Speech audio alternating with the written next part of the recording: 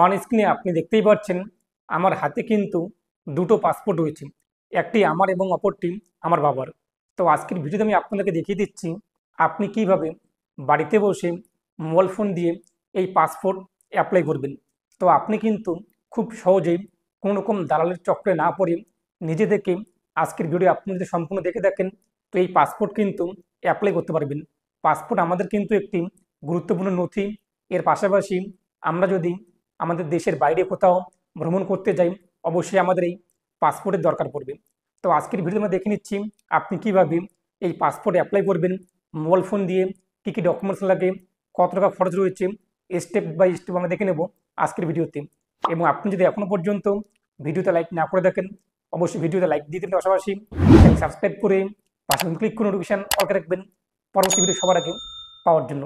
তো এখন আমরা মোবাইল ফোন কিংবা কম্পিউটার ল্যাপটপ স্ক্রিনে চলে যাচ্ছি এবং দেখে নিচ্ছি আপনি কিভাবে এই পাসপোর্ট অ্যাপ্লাই করবেন। এর জন্য আপনাদের passportindia.gov.in তার অফিসিয়াল ওয়েবসাইটে আসতে হবে। গুগলে এসে আপনি সার্চ করবেন পাসপোর্ট সেবা লিখে, তাহলে প্রথমে লিঙ্কটি পেয়ে যাবেন। এখানে আপনি ক্লিক করবেন passportindia.gov.in লিখে যে লিঙ্কটি রয়েছে। এখানে আসার পর আপনি দেখতেই পাচ্ছেন কি পপ শো হয়েছে, এটিকে আপনি এখান থেকে ক্লোজ করে দেবেন। প্রথমে দেখতেই পাচ্ছেন new user registration, existing user log in, status check ইত্যাদি। আমরা কি করব, নিউ ইউজার রেজিস্ট্রেশনে ক্লিক করবো। যদি আপনাদের আইডি বাজার থাকে তো লগ ইনে ক্লিক করে লগ ইন করে নেবেন। তো প্রথমত আমরা দেখে নিচ্ছি রেজিস্ট্রেশন আপনি কীভাবে করবেন। নিউ ইউজার রেজিস্ট্রেশনে ক্লিক করতে পরবর্তী পেজটি আমাদের সামনে কিন্তু চলে আসবে, রেজিস্ট্রেশন ফর্মটি। তো এখানে আপনি যে কারো রেজিস্ট্রেশন করতে পারেন। যদি আপনাদেরকে সাইবার ক্যাফে দেখেন তো আপনি আপনার এখানে তথ্য দিয়ে লগ ইন করতে পারেন, অথবা আপনি চাইলে অ্যাপ্লিক্যান্টের তথ্য দিতে পারেন। তো প্রথমত পাসপোর্ট অফিস থাকবে, এখান থেকে আপনি কলকাতা সিলেক্ট করবেন। আমরা যারা ওয়েস্ট বেঙ্গলে রয়েছি, ওয়েস্ট বেঙ্গলের প্রত্যেকে আমরা এখান থেকে কলকাতা সিলেক্ট করব। তারপর হচ্ছে কিন্তু গিভেন নেম, প্রথমত আপনি আপনার নাম উল্লেখ করে দেবেন।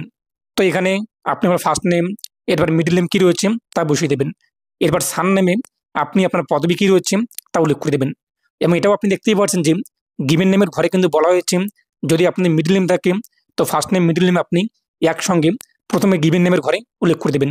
এবং এটাও বলা হয়েছে আপনি যে কোনো পদবি থেকে মিস্টার, ডক্টর, মিসেস ইত্যাদি এগুলো আপনাদের কিন্তু উল্লেখ করা যাবে না। আপনি শুধুমাত্র আপনাদের নাম উল্লেখ করবেন, ডক্টর, মিস্টার, মিসেস এই সমস্ত কিছু আপনি এমডি উল্লেখ করবেন না।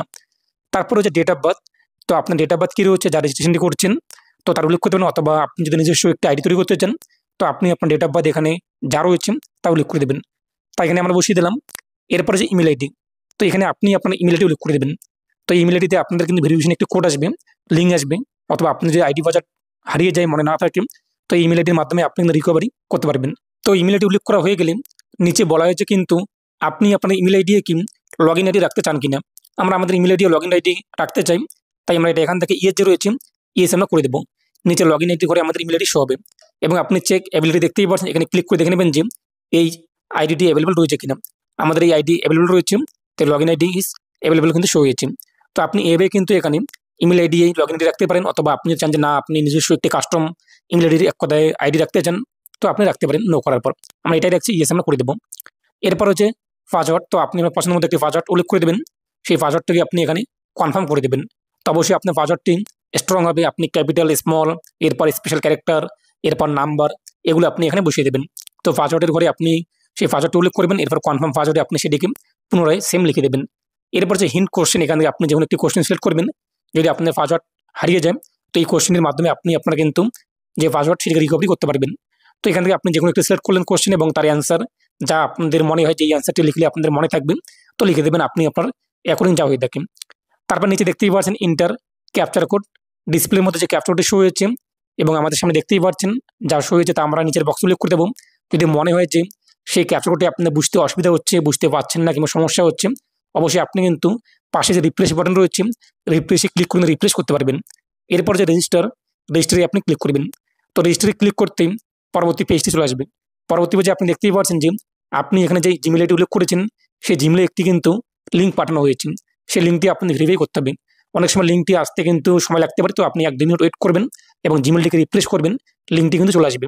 তো অন স্ক্রিনে আপনি দেখতেই পাচ্ছেন পাসপোর্টের কিন্তু একটি মেল চলে আসছে পাসপোর্ট সেবা থেকে। এরপর সেখানে আমাদের লিঙ্কটি রয়েছে, লিঙ্কে আমরা ক্লিক করব। এরপর আপনি আপনার লগ ইন আইডি যে রয়েছে জিমেল আইডি তা বসিয়ে দেবেন। এরপর সেটিতে আপনি সাবমিট করবেন এবং আপনাদের যে এক কথায় আইডি সেটি অ্যাক্টিভ হয়ে যাবে এবং ভেরিফাই হয়ে যাবে। এরপর পুনরায় আপনি আবারও পাসপোর্ট সেবার অফিসিয়াল ওয়েবসাইটে চলে আসবেন। এরপর যে এক্সিটিং ইউজার লগ ইন এখানে ক্লিক করবেন। তো লগ ইনে ক্লিক করতেই পরবর্তী পেজটি চলে আসবে। এখানে আপনি আপনার আইডি অথবা জিমেল আইডি যেটি রেখেছেন তা এখানে বসিয়ে দেবেন, তারপর কন্টিনিউ ক্লিক করবেন। তো কন্টিনিউ করতে পরবর্তী পেজে আপনি কি পাসওয়ার্ড রেখেছিলেন তা বসিয়ে দেবেন, ডিসপ্লের মধ্যে যা ক্যাপচা কোড শো হয়েছে নিচে তা বসিয়ে দেবেন। এরপর হচ্ছে লগ ইনে ক্লিক করবেন। পরবর্তী পেজটি চলে আসবে। এখানে আপনি দেখতেই পাচ্ছেন যে অ্যাপ্লাই ফর ফ্রেশ পাসপোর্ট অথবা রিইস্যু অফ পাসপোর্ট, এই যে অ্যাপ্লাই ফর ফ্রেশ পাসপোর্ট, এই অ্যাপ্লাই ফর ফ্রেশ পাসপোর্টে আমরা ক্লিক করব। পরবর্তী পেজটি চলে আসবে। নিচে রয়েছে কিন্তু click here to fill the application form, এখানে আমরা ক্লিক করব। এরপর এখান থেকে আপনি আপনার স্টেট কী রয়েছে, আমাদের ওয়েস্ট বেঙ্গল, তা সিলেক্ট করব। তারপর যে ডিস্ট্রিক্ট, তো আপনি কোন ডিস্ট্রিক্ট থেকে বিলং করেন, তো জেলার নাম সিলেক্ট করবেন। পরবর্তী পেজটি চলে আসবে। অ্যাপ্লাই ফর ফ্রেশ পাসপোর্ট, অর্থাৎ আপনার নতুন পাসপোর্ট অ্যাপ্লাই করবো, তাই আমরা ফ্রেশ সিলেক্ট করলাম। এরপর হচ্ছে কিন্তু টাইপ অফ অ্যাপ্লিকেশন, নর্মাল নাকি তৎকাল। তো আপনি নর্মাল চান নাকি তৎকাল চান, অনেক সময় আপনারা জানেন যে আমাদের ইমার্জেন্সি যে টিকিটের দরকার পড়ে তো আমরা তৎকাল টিকিট কেটে থাকি ট্রেনের, এরকম এটাই কিন্তু যদি আপনি ইমার্জেন্সি পাসপোর্টের দরকার পড়ে তো আপনি তৎকাল সিলেক্ট করতে পারেন, সেটার অ্যামাউন্টে কিন্তু বেশি লাগবে। তো আমরা নর্মাল অ্যাপ্লাই করছি, তো আপনি ওটা অ্যাকর্ডিং যেটি দরকার সেটি সিলেক্ট করবেন।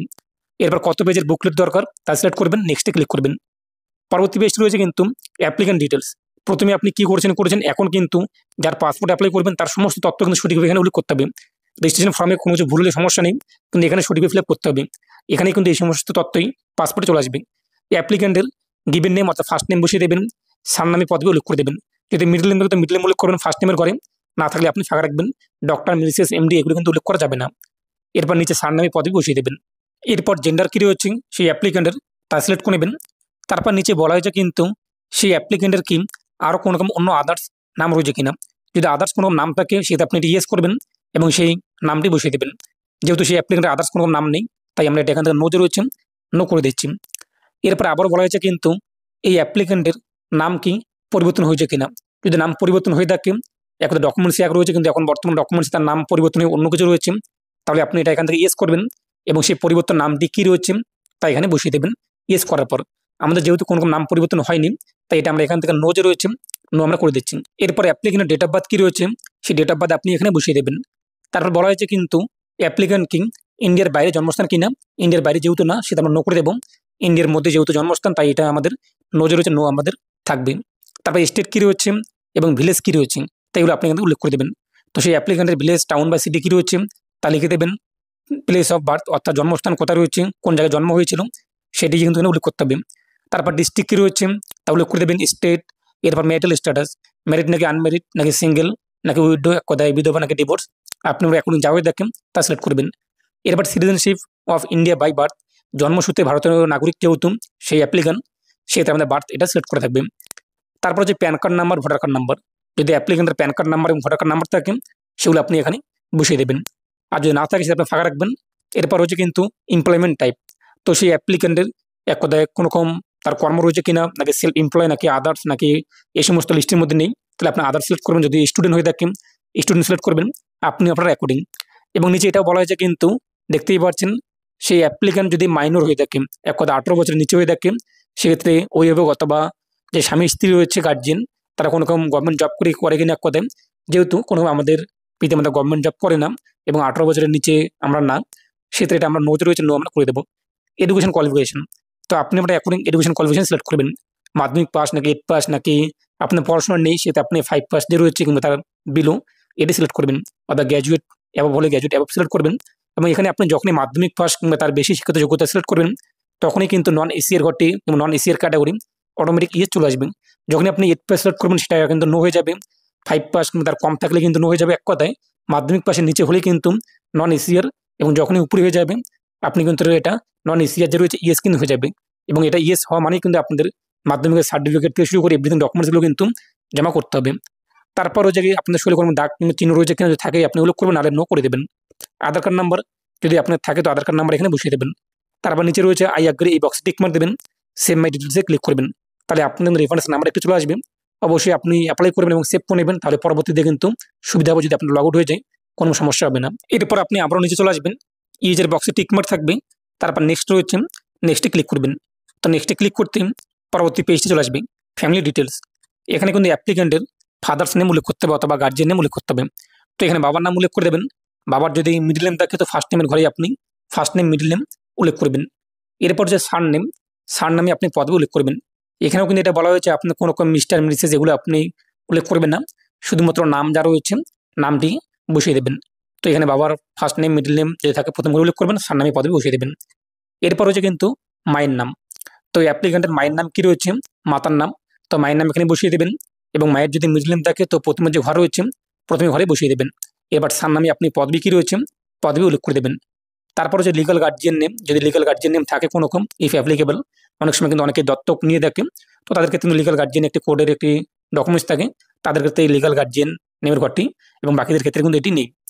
তারপর সেই অ্যাপ্লিকেন্ট যদি বিবাহিত হয়ে থাকে, এক কথায় ম্যারিড হয়ে থাকে, তো এই স্পাউস নেমের ঘরে স্বামী ও স্ত্রীর নাম উল্লেখ করে দেবেন। এরপর সার নেমে পদবি কি রয়েছে তা উল্লেখ করে দেবেন, যদি মিডল নেম থাকে তো প্রথম ঘরেই ফার্স্ট নেম মিডল নেম বসিয়ে দেবে।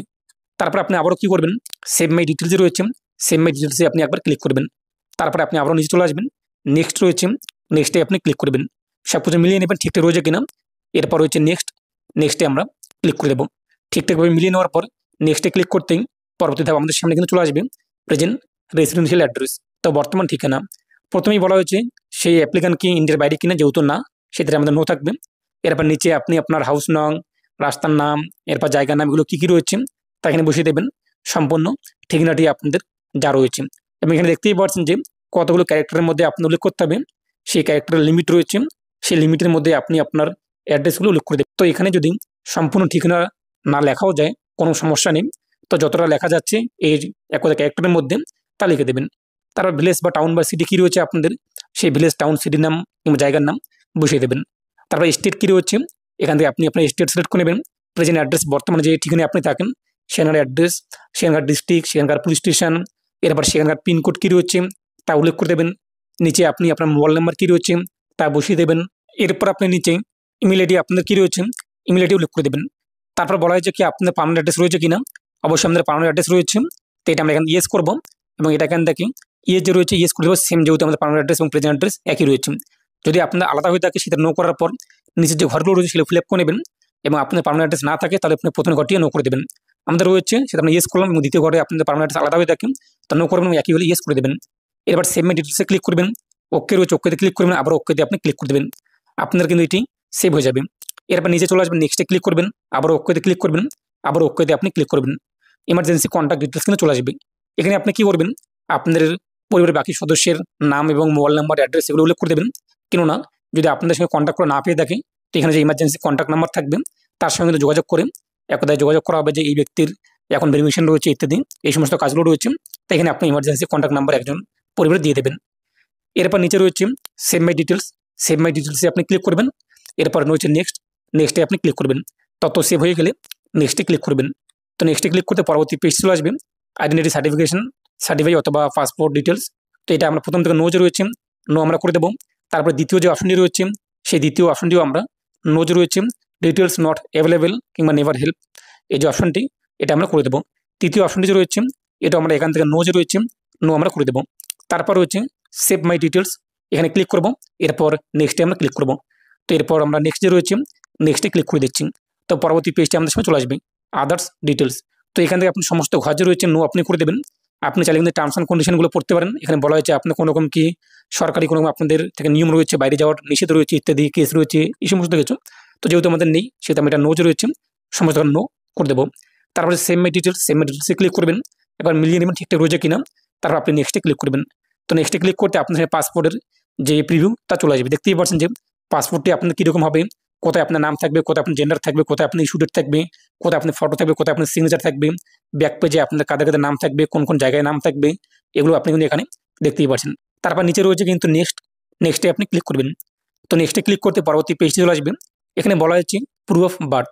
তো এখান থেকে আপনাদের কিন্তু একটা ডকুমেন্ট সিলেক্ট করতে হবে বয়সের প্রমাণপত্র হিসেবে, এবং আরেকটা ডকুমেন্টস লাগবে আপনাদের প্রুফ অফ অ্যাড্রেস, ঠিকানা প্রমাণপত্র হিসেবে। এই দুটো ডকুমেন্টসে কিন্তু আপনাদের নিকটবর্তী পাসপোর্টও বেশি নিয়ে যেতে হবে, ফটো এবং সিগনেচার তোলা এবং ভেরিফিকেশন করার জন্য, অরিজিনাল সাথে 2 কপি করে জেরক্স। তো এখান থেকে আপনি লিস্ট পেয়ে যাচ্ছেন, লিস্ট থেকে আপনি জন্ম সার্টিফিকেট দেখতে পারেন কিংবা আপনার ভোটার কার্ড অথবা প্যান কার্ড ইত্যাদি রয়েছে। তো এখান থেকে আপনি দুটো ডকুমেন্ট সিলেক্ট করবেন, একটি বয়সের প্রমাণপত্র, একটি প্রেজেন্ট অ্যাড্রেস। তো এই দুটো ডকুমেন্টসে আপনার নিকটবর্তী পাসপোর্ট অফিসে নিয়ে যেতে হবে। এরপর নিচে আপনি চলে আসবেন, নিচে রয়েছে আই অ্যাগ্রি, এই আই অ্যাগ্রি বক্সে আপনি টিকমার্ক দেবেন। আই অ্যাগ্রি বক্সে টিকমার্ক দেওয়ার পর সেভ মাই ডিটেলসে ক্লিক করবেন। সেভ মাই ডিটেলসে ক্লিক করার আগে অবশ্যই আপনাদের প্লেস উল্লেখ করতে হবে। আমরা যেহেতু প্লেস উল্লেখ করিনি, তো প্লেস এখানে আপনি আপনার জায়গার নাম, গ্রামের নাম অথবা শহরের নাম অথবা টাউনের নাম কিংবা জেলার নাম উল্লেখ করতে পারেন। তারপর আপনি সেভ মাই ডিটেলসে ক্লিক করবেন। যদি আপনি প্রিভিউ ক্লিক করেন বলা হয়েছে কিন্তু অবশ্যই আপনার আগে সেভ মাই ডিটেলসে ক্লিক করতে হবে। তো আমরা সেভ মাই ডিটেলসে রয়েছে, সেভ মাই ডিটেলসে ক্লিক করে দিচ্ছি। তারপর হচ্ছে প্রিভিউ অ্যাপ্লিকেশন ফর্ম। তো প্রিভিউ ক্লিক করে আপনি দেখে নেবেন যে আপনার সব কিছু ঠিকঠাক রয়েছে কিনা। আপনাদের নাম, আপনার ডেট অফ বার্থ, আপনাদের address, place of birth, district, pan card number, তাহলে প্যান কার্ড নাম্বার যদি উল্লেখ করে দেখেন তো প্যান কার্ড নাম্বারটি, ভোটার কার্ড নাম্বারটি এবং আপনাদের শিক্ষিত যোগ্যতা কী উল্লেখ করা রয়েছে, আধার কার্ড নাম্বার ঠিকঠাক রয়েছে কিনা এবং ম্যারিটাল স্ট্যাটাস যদি থাকে সেক্ষেত্রে তাদের যে নাম রয়েছে আপনার স্বামী স্ত্রীর নাম ঠিকঠাক রয়েছে কিনা, বাবা মায়ের নাম ঠিকঠাক রয়েছে কিনা, আপনার প্রেজেন্ট অ্যাড্রেস ঠিকঠাক রয়েছে কিনা, আপনাদের পার্মানেন্ট অ্যাড্রেস ঠিকঠাক রয়েছে কিনা, মোবাইল নাম্বার, জিমেল আইডি ঠিকঠাক রয়েছে কিনা। যদি সব কিছু ঠিকঠাক থাকে তাহলে নিচে চলে আসবেন। এবার এটি আপনি এখানে ক্লোজ রয়েছে, ক্লোজে ক্লিক করে দেবেন। তারপর আপনি সাবমিট ফর্মে ক্লিক করবেন। আপনার মনে যে কোনো যে ভুল রয়েছে সেটা আপনি প্রিভিউয়ে ক্লিক করে মিলিয়ে নেবেন এবং যদি আপনাদের কোনো যে ভুলে থাকে তো ব্যাক পেজে গিয়ে আপনি এডিট করতে পারবেন। আমাদের ঠিকঠাক রয়েছে তাই এটা আমরা এখান থেকে আবারও একবার মিলিয়ে নিলাম, ক্লোজ করে দেবো। এবার সাবমিট ফর্মে ক্লিক করব। তো সাবমিট ফর্মে ক্লিক করতে আমাদের সামনে কিন্তু পরবর্তী পেজটি চলে আসবে যেখানে আমাদের অ্যাপয়েন্টমেন্ট বুক করতে হবে। তার আগে অবশ্যই আপনাদের পেমেন্ট করতে হবে। তো পে অ্যান্ড শিডিউল অ্যাপয়েন্টমেন্টে ক্লিক করতেই আমাদের সামনে কিন্তু পেমেন্টের গেটওয়ে চলে আসবে। এটি আপনি ইয়েস করবেন, নেক্সটে ক্লিক করবেন। এরপর আপনি আবারও দেখতেই পাচ্ছেন একটি পপ আপ শো হয়েছে যেখানে আপনার reference number, name, date of birth ইত্যাদি শো হবে। নেক্সটে ক্লিক করবেন। তো নেক্সটে ক্লিক করতে পরবর্তী পেজটি আমাদের সামনে কিন্তু চলে আসবে যেখান থেকে আপনি দেখে নিতে পারবেন যে আমাদের নিকটবর্তী কোন কোন পাসপোর্ট সেবা অফিস রয়েছে এবং কোন কোন ডেটগুলো অ্যাভেলেবল রয়েছে তা এখানে আপনি দেখতেই পাচ্ছেন। তো এখানে প্রথমত আপনি আপনার নিকটবর্তী কোন জায়গায় গিয়ে আপনি পাসপোর্টের ফটো উঠতে চান এবং আপনি যদি ওয়েস্ট বেঙ্গলে বসবাস করে থাকেন এবং আপনি কিন্তু ওয়েস্ট বেঙ্গল কিংবা ইন্ডিয়ার যে কোনো জায়গায় গিয়ে কিন্তু এই ফটো ভেরিফিকেশনটি করতে পারেন, কোনো সমস্যা নেই। সেক্ষেত্রে কি সমস্যা হবে? সমস্যা একটাই, মনে করেন আপনি থাকেন কোচবিহার ডিস্ট্রিক্টে কিন্তু ফটো কিংবা পাসপোর্টের যে ভেরিফিকেশন হচ্ছে প্রথম ধাপ এটি করলেন এক কথায় কেরালায় কোনো একটি সেন্টারে, তাহলে সেখান থেকে যে ডকুমেন্টসগুলোকে ফরওয়ার্ড করা হবে আপনার লোকাল থানায় সে আসতে কিন্তু একটু টাইম লাগবে। এটাই কিন্তু সমস্যা, অন্যথায় কোনো সমস্যা আপনাদের আর হবে না। তো আপনি এই প্রথম কাজটি কিন্তু যে কোনো অফিসে গিয়ে কিন্তু ভেরিফাই করতে পারেন। এখান থেকে যে কোনো একটি পাসপোর্ট সেবা অফিসে আপনি সিলেক্ট করবেন যেটি আপনার নিকটবর্তী কিংবা যেটা আপনাদের ক্ষেত্রে সহজ হবে, যে এই জায়গায় গিয়ে আপনি প্রথমে যে ফটো এবং সিগনেচার এবং ডকুমেন্ট ভেরিফিকেশনটি করবেন। তো আপনি অ্যাকর্ডিং এখান থেকে সিলেক্ট করবেন। আমাদের কোচবিহারে যেহেতু রয়েছে পিএসকে পাসপোর্ট সেবা কেন্দ্র, তো এখানে আমরা কোচবিহার সিলেক্ট করলাম, পোস্ট অফিস অফ পিএসকে ইত্যাদি। এরপর নিচে ক্যাপচারটা দেখতেই পাচ্ছেন যা শো হবে ডিসপ্লের মধ্যে, তা উল্লেখ করে দেবেন। নেক্সটে ক্লিক করবেন। পরবর্তী পেজে পেমেন্টের গেটওয়ে চলে আসবে। আপনি পেমেন্টই করে দেবেন। নর্মাল পাসপোর্ট সিলেক্ট করে 500 টাকা চলে আসবে, সেই অ্যামাউন্ট আপনি পেমেন্ট করে দেবেন। তো আপনার পেমেন্ট হয়ে গেলে ড্যাশবোর্ডে আসার পর ভিউ, সেভ অ্যান্ড সাবমিট অ্যাপ্লিকেশনে ক্লিক করবেন। এরপর এখানে আপনি দেখতেই পাচ্ছেন কতগুলো আপনি অ্যাপ্লাই করেছেন, আপনার আইডি দিয়ে সমস্ত ইয়ারের নাম্বার, ফাইল নাম্বার চলে আসবে এখানে যদি আপনি পেমেন্ট করে দেখেন। তারপর যারা আপনি প্রিন্টের এক কথা রিসিভ করে ডাউনলোড করতে চান, প্রিন্ট করতে চান, তার নামের পাশে বক্স রয়েছে, বক্সে টিক মার্ক দেবেন। তারপর নিচে আপনি চলে আসবেন। নিচে রয়েছে অ্যাপ্লিকেশন, এরপর যে payment and appointment, receive copy ইত্যাদি। অ্যাপ্লিকেশন থেকে আপনি কিন্তু প্রিন্ট অ্যাপ্লিকেশন রিসিভ কপিতে ক্লিক করবেন। এরপর নিচে চলে আসবেন। নিচে আসার পরে যে প্রিন্ট অ্যাপ্লিকেশন রিসিভ, এই প্রিন্ট অ্যাপ্লিকেশন রিসিভে ক্লিক করবেন। তো প্রিন্ট অ্যাপ্লিকেশন রিসিভে ক্লিক করতে এরপর হচ্ছে ওকেতে ক্লিক করবেন। এদিকে আপনি প্রিন্ট করবেন। তো এখানে আপনি কিন্তু আপনার নাম, এরপর পাসপোর্ট সেবা অফিস এবং টাইম, ব্যাচ নাম্বার ইত্যাদি শো হবে এবং এই কাগজটি আপনাদের প্রিন্ট করতে হবে এবং সাথে আপনাদের ডকুমেন্টস এবং অরিজিনাল ডকুমেন্টস এবং জেরক্স সেগুলো একসঙ্গে করে কিন্তু নিকটবর্তী এখানে যে অ্যাড্রেস রয়েছে, যে পাসপোর্ট সেবা কেন্দ্র রয়েছে সেখানে কিন্তু যেতে হবে। এছাড়া আপনি কিন্তু রিসিভ কপি এখানে ডাউনলোড করতে পারবেন। এছাড়া স্ট্যাটাস কিন্তু আপনি এখানে চেক করতে পারবেন। এইভাবে কিন্তু খুব সহজে আপনি পাসপোর্ট বাড়িতে বসে অ্যাপ্লাই করতে পারছেন। তো এইভাবে আপনাদের পাসপোর্ট কিন্তু অ্যাপ্লাই করতে হবে। তো আশা করি বুঝতেই পেরেছেন আপনি কিন্তু এইভাবে খুব সহজেই এই পাসপোর্ট অ্যাপ্লাই করতে পারবেন। যখন আপনার পাসপোর্ট অ্যাপ্লাই হয়ে যাবে এরপর আপনাদের হবে কিন্তু ফটো এবং সিগনেচার ভেরিফিকেশান। আপনি যে সেন্টার পাসপোর্ট সেবা অ্যাপয়েন্টমেন্ট নিয়েছেন যে ডেট এবং টাইমে, সেই ডেট এবং টাইমে আপনাদের সেখানে যেতে হবে। সেই অ্যাপ্লিকেশন কপি, পেমেন্টের রিসিপ্ট কপি এবং সাথে আপনার ডকুমেন্টস নিয়ে যেতে হবে কি অ্যাড্রেস প্রুফ হিসেবে আপনি যে ডকুমেন্টস সিলেক্ট করেছিলেন এবং বয়সের প্রমাণপত্র হিসেবে যে ডকুমেন্টস সিলেক্ট করেছেন, দুটো ডকুমেন্টস কিন্তু নিয়ে যেতে হবে। এখন আপনি যদি মাধ্যমিক পাস করে থাকেন তো মাধ্যমিক পাস সার্টিফিকেট এবং মার্কশিট এগুলো আপনাদের নিয়ে যেতে হবে। এবং আপনি যদি পড়াশোনা না করে থাকেন কিংবা 8 পাস করেছেন কিংবা পড়াশোনা আপনাদের নেই, যোগ্যতা আপনি উল্লেখ করেননি, 5 পাস অথবা তার বিলো সিলেক্ট করেছেন, তাহলে আপনাদের শিক্ষিত যোগ্যতা কোনো ডকুমেন্টস পাসপোর্ট অফিসে নিয়ে যেতে হবে না। শুধুমাত্র অ্যাপ্লিকেশন কপি এবং আপনাদের আধার কার্ড কিংবা বয়সের প্রমাণপত্র এবং অ্যাড্রেসের প্রমাণপত্র হিসেবে আপনি যে দুটো ডকুমেন্টস সিলেক্ট করেছেন সেই দুটো ডকুমেন্টস নিয়ে পাসপোর্ট সেবা অফিসে চলে যাবেন। তো আপনাদের কিন্তু সেই পাসপোর্ট অফিসে ভেরিফিকেশন হবে এবং ডকুমেন্টস অবশ্যই আপনি 2 কপি করে জেরক্স নিয়ে যাবেন এবং সাথে অরিজিনালগুলো নিয়ে যাবেন এবং জেরক্সে আপনি সিগনেচার করে নেবেন। আপনার সেখানে কিন্তু ফটো তোলা হয়ে যাবে, এরপরে একটি রিসিপ্ট কপি দিয়ে দেবে, আপনি বাড়ি চলে আসবেন। এবং আপনি যখন ফর্মটি ফিল আপ করেছিলেন প্রেজেন্ট অ্যাড্রেস যে রয়েছে সেই প্রেজেন্ট অ্যাড্রেসে আপনি যে থানা উল্লেখ করেছেন, পুলিশ স্টেশন উল্লেখ করেছেন, সেই থানায় আপনাদের কিন্তু ডকুমেন্টসগুলোকে ফরওয়ার্ড করা হবে। এরপর থানা থেকে কিন্তু ডিআইবিসিডিকে ভেরিফিকেশন করবে যে আপনার নামে কোন কেস রয়েছে কিনা, কোন ক্রিমিনাল কেস ইত্যাদি রয়েছে কিনা। যদি না থাকে কিংবা থাকে, ওরা সেটি কিন্তু যাচাই করবেন। এরপর আপনাদেরকে কল করে ডকুমেন্টস নিয়ে যেতে বলবে। এরপর ডিআইবি স্যার যে সমস্ত ডকুমেন্টস আপনাদেরকে নিয়ে যেতে বলবে, সেই সমস্ত ডকুমেন্টস আপনাদের কিন্তু জেরক্স এবং অরিজিনাল সাথে করে সেই থানাতে নিকটবর্তী যেতে হবে, এবং সেখানে আপনি যখন ভেরিফিকেশন হয়ে যাবে, তারপর আপনি কিন্তু অনলাইনে চেক করে দেখতে পারবেন যে পাসপোর্ট আপনি বর্তমানে কোথায় রয়েছে, স্ট্যাটাস কী রয়েছে। এরপর যখনই পাসপোর্ট ফরওয়ার্ড করা হবে, আপনি কিন্তু ট্র্যাকিং নাম্বার পেয়ে যাবেন। তো আপনি কিন্তু সেই ট্র্যাকিং নাম্বার দিয়ে চেক করে দেখতে পারবেন যে এই পাসপোর্ট আপনাদের কত দূরে রয়েছে, কোন জায়গায় রয়েছে, এবং সেটি আপনি কিন্তু বাড়িতে বসেই পেয়ে যাবেন। তো এই ছিল আজকের আপডেট। যদি আপনি কোনো পার্সোনাল প্রশ্ন থেকে জানার থেকে, ওয়ান স্ক্রিনে দেখতেই পাচ্ছেন আমার এখানে ইনস্টাগ্রাম আইডি রয়েছে, সেখানে আপনি ফলো করতে পারেন। আর ভিডিও অবশ্যই বেশি বেশি শেয়ার করে প্রত্যেকে জানিয়ে দেবেন। প্রতি ভালো থাকুন, সুস্থ থাকুন। পরবর্তী ভিডিওতে আপনার সঙ্গে দেখা হচ্ছে।